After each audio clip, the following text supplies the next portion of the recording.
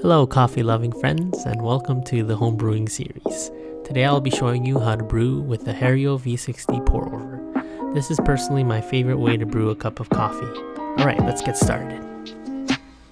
So here is a layout of all the things we're gonna need. Obviously you need a V60 dripper with a carafe or any kind of catcher, a V60 paper filter, any kind of water kettle, most preferably a gooseneck, an accurate scale, a small cup to weigh out your beans, a spoon, and of course, fresh whole bean coffee of your choice.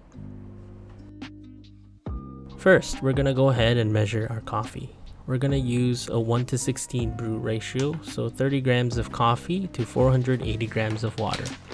Obviously, this ratio can be adjusted according to your preference, but I personally like brewing with this ratio because if I brewed stronger, the coffee was too overpowering, and when I brewed weaker, it was too watery.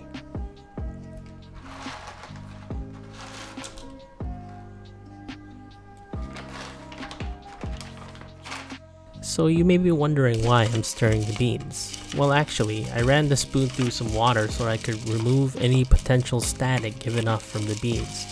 This will prevent you from losing any potential coffee and also free you from a big mess.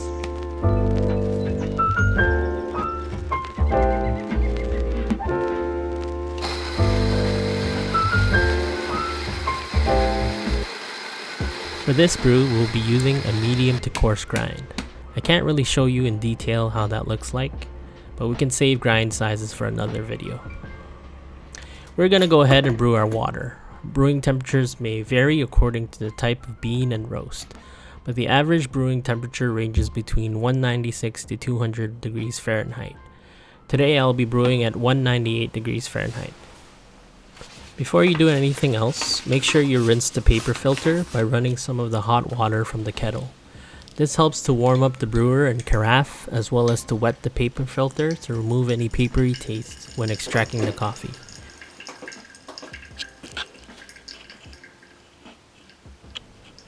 Make sure you dump out that water. Trust me, I've made the mistake to brew forgetting to toss that water, and it totally ruined my coffee. Once you put the coffee in, we're going to do something a little different. Take a spoon and make a spiral. Let me explain why I do this. In this brewing method, the first interaction between the coffee and the water is the most important. You screw this up and your coffee will probably taste bad. So you want to try to make sure to get as much water in the coffee as quickly as possible. Why don't we go ahead and start brewing this coffee? This brew will take approximately 3 to 4 minutes. We will split the brew into 3 phases. The bloom, which will take 30 seconds, the first pour, which will be 1.5 minutes, and the final pour, another 1.5 minutes. In the blooming phase, we want to add 3 times the amount of water to the coffee. So in this case, we're going to add 90 grams of water. This will activate the coffee to release its flavors and aromatics. After doing this, make sure to stir vigorously to ensure all grinds are evenly saturated. When the 30 seconds have passed, we're going to go ahead with the first pour. In this phase, we're going to add 195 grams of water, pouring in a constant, even circular motion. This should last around 1.5 minutes.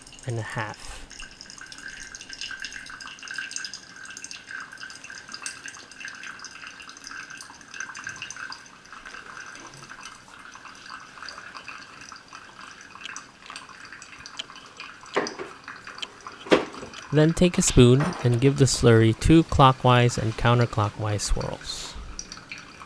All of these minor details may seem like a nuisance, but we are simply trying to make sure there is an even extraction. Now all we gotta do is add the remaining 195 grams of water for the final pour, applying the same even circular motion. Let the water draw down and give it a final swirl for that flat bed. Alright, the brewing is now complete and ready to drink. Give the coffee a final swirl and pour it in your favorite mug and drink away.